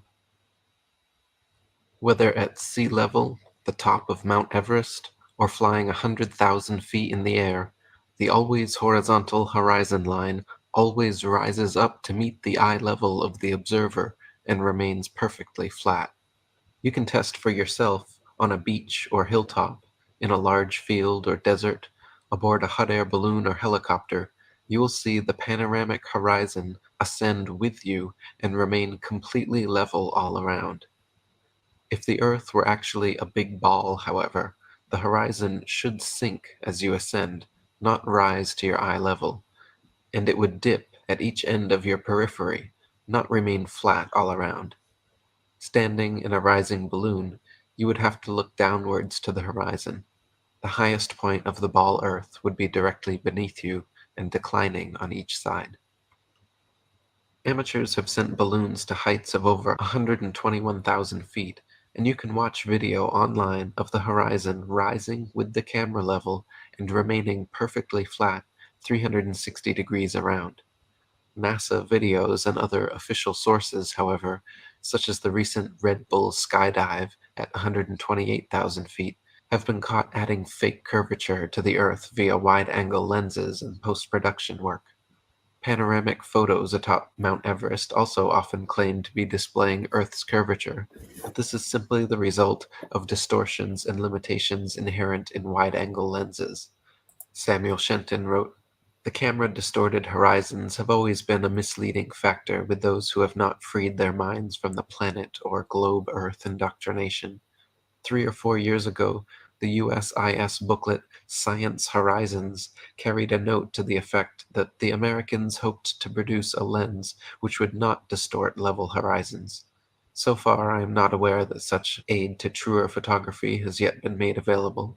Flat earthers, however, can prove that due to the known laws of perspective, the horizon optically rises and remains level with the observer's or the camera's eye, no matter what height is achieved. In fact, the Earth immediately beneath balloon, airplane, rocket, or capsule presents a dish-shaped or concave-like appearance, the point of Earth immediately below the vehicle appearing the lowest. It is not the highest point of your globe Earth, with the dip or curvature of the ball sweeping away downward to a horizon far away below the eye level. If the Earth were actually a big ball 25,000 miles in circumference, the horizon would be noticeably curved even at sea level, and everything on or approaching the horizon would appear to tilt backwards slightly from your perspective. Distant buildings along the horizon would all look like leaning towers of Pisa falling away from the observer. A hot air balloon taking off, then drifting steadily away from you on a ball Earth would slowly and constantly appear to lean back more and more the farther away it flew, the bottom of the basket coming gradually into view as the top of the balloon disappears from sight. In reality, however, buildings, balloons, trees, people, anything and everything at right angles to the ground or horizon remains so regardless the distance of the observer. B. Chasbro wrote, "The marine horizon, from whatever position it is viewed, always appears to be, and is, in fact, a perfectly level line, and since this appearance is the same in all parts of the world, its surface must be level, and therefore the earth is a plane. This may be proved to be the case by erecting at a suitable elevation on the seashore a duly leveled board or a string, at right angles to a plumb line, tightly stretched between two vertical poles. On looking towards the sea, the horizontal line for a distance of 20 miles may be easily observed, and throughout its entire length it will be found to coincide with the straight edge or string. But if the earth were a globe, the horizontal line would form an arc of 20 miles in length, curveting both ways from the center at the rate of 8 inches multiplied by the square of the distance. Hence the horizontal line at either end of the distance ought to be depressed some 66 feet below the horizon in the center. But as no such appearance is ever presented, it necessarily follows that the earth cannot be a globe or other than a plane. Anyone can prove the sea horizon perfectly straight and the entire earth perfectly flat using nothing more than a level, tripods, and a wooden plank. At any altitude above sea level, simply fix a 6 to 12 foot long, smooth leveled board edgewise upon tripods and observe the skyline from eye level behind it. The distant horizon will always align perfectly parallel with the upper edge of the board. Furthermore, if you move in a half circle from one end of the board to the other whilst observing the skyline over the upper edge, you will be able to trace a clear, flat 10 to 20 miles depending on your altitude. This would be impossible if the Earth were a globe and the surface of water convex. If the Earth were actually a globe 25,000 miles in circumference, the horizon would align over the center of the board, but then gradually, noticeably, decline towards the extremities. Just 10 miles on each side would necessitate an easily visible curvature of 66.6 feet from each end to the center. Dr. Samuel Robotham wrote, "It is known that the horizon at sea, whatever distance it may extend to the right and left of the observer on land, always appears as a straight line. The following experiment has been tried in various parts of the country. At Brighton, on a rising ground near the race course, 2 poles were fixed in the earth 6 yards apart and directly opposite the sea. Between these poles a line was tightly stretched parallel to the horizon. From the center of the line, the view embraced not less than 20 miles on each side, making a distance of 40 miles. A vessel was observed sailing directly westwards. The line cut the rigging a little above the bulwarks, which it did for several hours or until the vessel had sailed the whole distance of 40 miles. The ship, coming into view from the east, would have to ascend an inclined plane for 20 miles until it arrived at the center of the arc, whence it would have to descend for the same distance. The square of 20 miles, multiplied by 8 inches, gives 266 feet as the amount the vessel would be below the line at the beginning and at the end of the 40 miles. From the high land near Portsmouth Harbour in Hampshire, England, looking across Spithead to the Isle of Wight, the entire base of the island, where water and land come together, composes a perfectly straight line, 22 statute miles long. According to the ball earth theory, the Isle of Wight should decline 80 feet from the center on each side to account for the necessary curvature. The crosshairs of a good theodolite directed there, however, have repeatedly shown the land and water line to be perfectly level. On a clear day from the high land near Douglas Harbour on the Isle of Man, the whole length of the coast of North Wales is often plainly visible to the naked eye.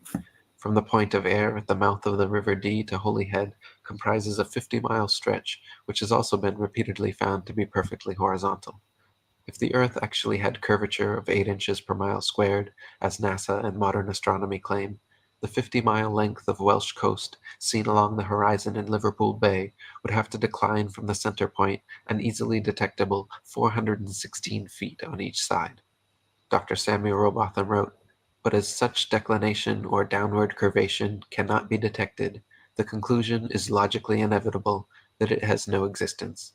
Let the reader seriously ask whether any and what reason exists in nature to prevent the fall of more than 500 feet being visible to the eye or incapable of detection by any optical or mathematical means whatsoever.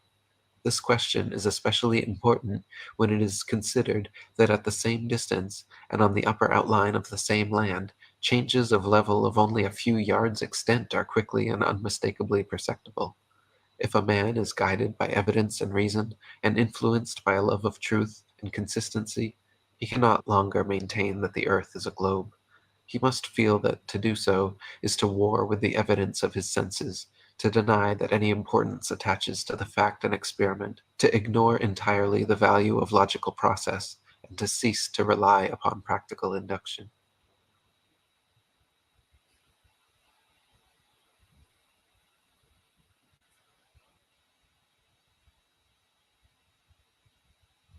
Surveyors, engineers, and architects are never required to factor the supposed curvature of the Earth into their projects, providing another proof the world is a plane, not a planet.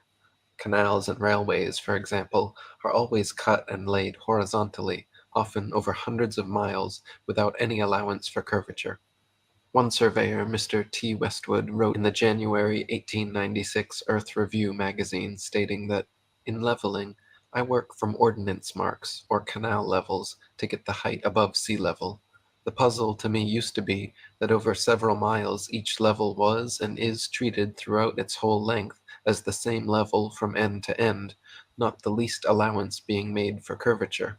One of the civil engineers in this district, after some amount of argument on each side as to the reason why no allowance for curvature was made, said he did not believe anybody would know the shape of the earth in this life."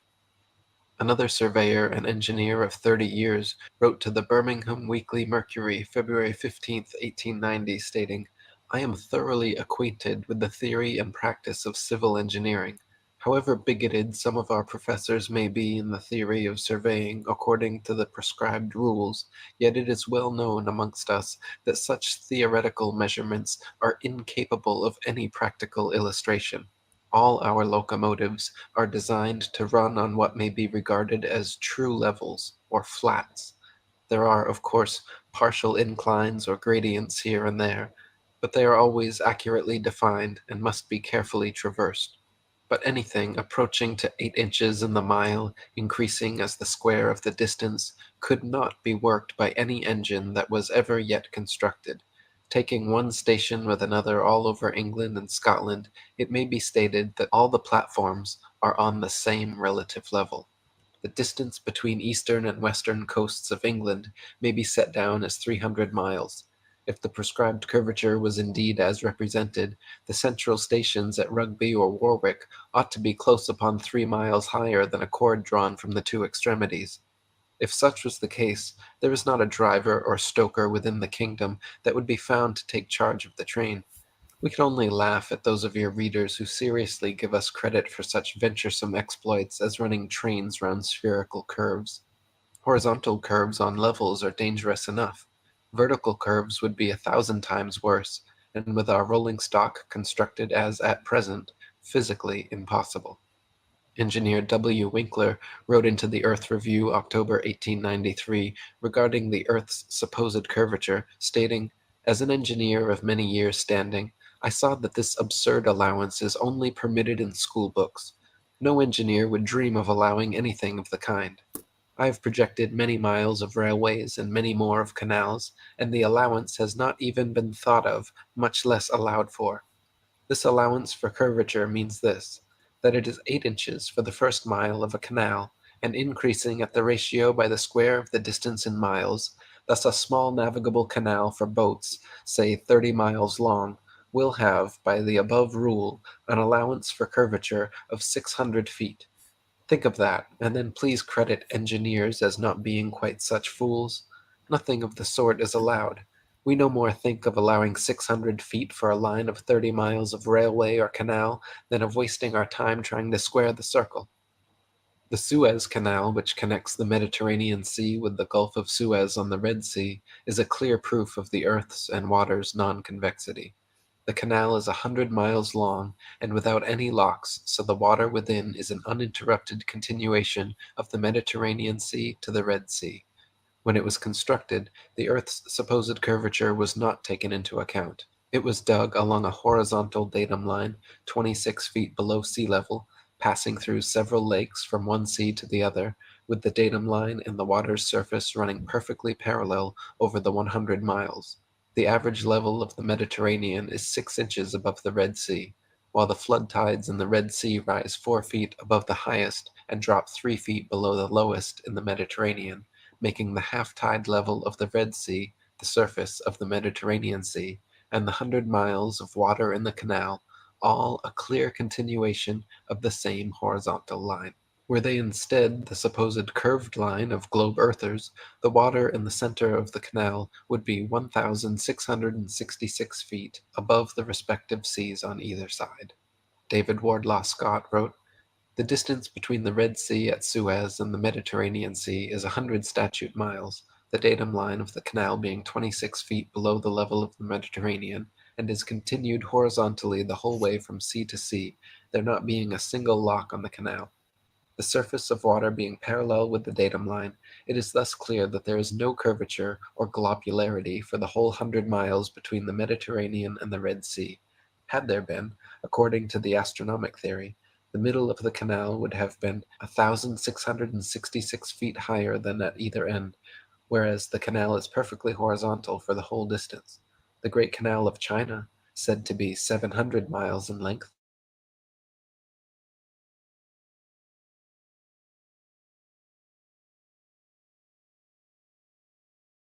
that no allowance was made for it in the North Sea Canal or in the Manchester Ship Canal, both recently constructed, thus clearly proving that there is no globularity in earth or sea, so that the world cannot possibly be a planet." Thomas Winship wrote, "If the earth be the globe of popular belief, it is very evident that in cutting a canal, an allowance must be made for the curvature of the globe, which allowance would correspond to the square of the distance multiplied by 8 inches. From the Age of 5th August 1892, I extract the following. The German Emperor performed the ceremony of opening the gates of the Baltic and North Sea Canal in the spring of 1891. The canal starts at Holtenau on the south side of Kiel Bay and joins the Elbe 15 miles above its mouth. It is 61 miles long, 200 feet wide at the surface, and 85 feet at the bottom, the depth being 28 feet. No locks are required, as the surface of the two seas is level. Let those who believe it is the practice for surveyors to make allowance for curvature ponder over the following from the Manchester Ship Canal Company, Earth Review, October 1893. It is customary in railway and canal constructions for all levels to be referred to a datum which is nominally horizontal and is so shown on all sections. It is not the practice in laying out public works to make allowances for the curvature of the earth. The London and North Western Railway forms a straight line 180 miles long between London and Liverpool.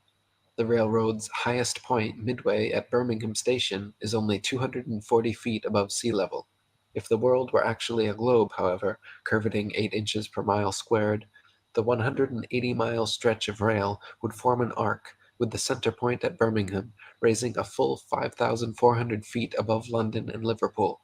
Adding the station's actual height, 240 feet, to its theoretical inclination, 5,400 feet, gives 5,640 feet as the rail's necessary height on a globe Earth, more than 1,000 feet taller than Ben Nevis, the tallest mountain in Great Britain.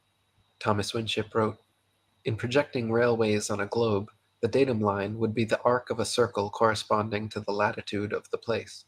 That the datum line for the railway projections is always a horizontal line proves that the general configuration of the world is horizontal. To support the globe theory, the gentlemen of the observatories should call upon the surveyor to prove that he allows the necessary amount for curvature. But this is what the learned men dare not do, as it is well known that the allowance for the supposed curvature is never made. David Wardlaw Scott wrote, "In a long line like that of the Great Pacific Railway, extending across North America, the supposed curvature would, of course, be proportionally great, extending to many miles in height, but not 1 inch was allowed by the engineers for curvature during the whole course of the construction of that vast line of railway. And if we think of it, how could it be otherwise? All railway metals must of necessity be straight, for how could any engine or carriage run with safety on a convex surface?"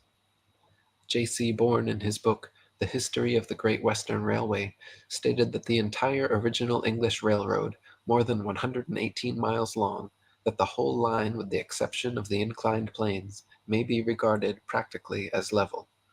The British Parliament session in 1862 that approved its construction recorded in Order No. 44 for the proposed railway that "the section be drawn to the same horizontal scale as the plan, and to a vertical scale of not less than 1 inch to every 100 feet, and shall show the surface of the ground marked on the plan, the intended level of the proposed work, the height of every embankment, and the depth of every cutting, and a datum horizontal line which shall be the same throughout the whole length of the work."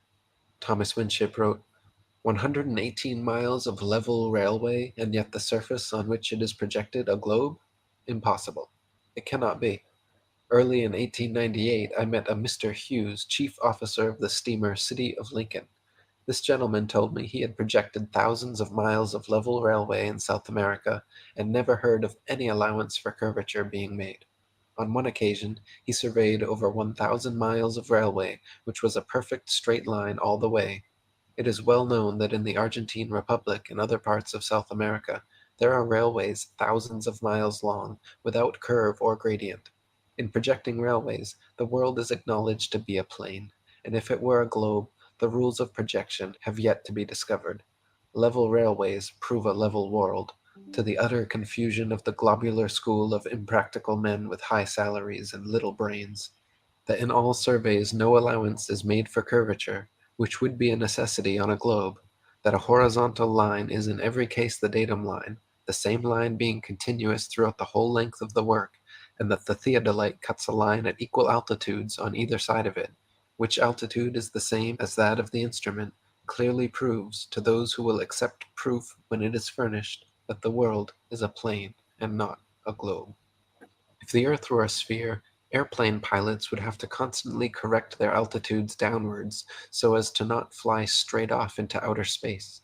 If the earth were truly a sphere 25,000 miles in circumference, curvating 8 inches per mile squared, a pilot wishing to simply maintain their altitude at a typical cruising speed of 500 miles per hour would have to constantly dip their nose downwards and descend 2,777 feet, over half a mile, every minute. Otherwise, without compensation, in 1 hour's time, the pilot would find themselves 166,666 feet, 31.5 miles, higher than expected. A plane flying at a typical 35,000 feet, wishing to maintain that altitude at the upper rim of the so-called troposphere in 1 hour, would find themselves over 200,000 feet high in the mesosphere, with a steadily raising trajectory the longer they go.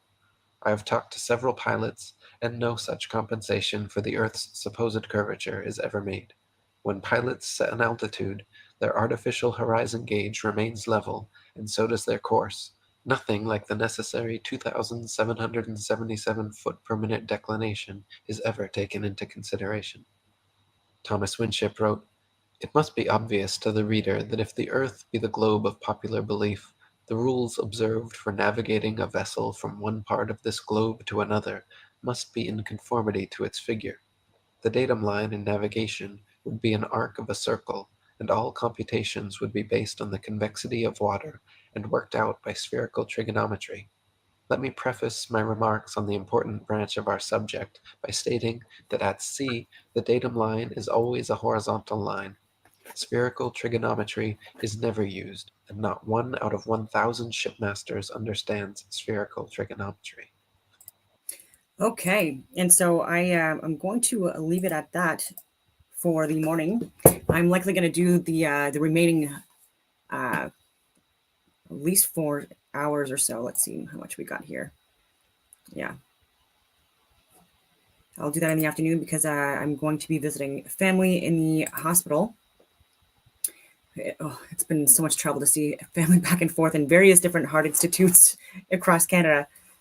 This one's in, anyway, I won't say where. I'm going to be meeting up with family that's coming in from another province, and I'm doing that. And so we'll leave it at that. I will do round 2 or part 2 either this afternoon or tomorrow, and we'll leave it at that. And I hope that everyone has a wonderful rest of their day.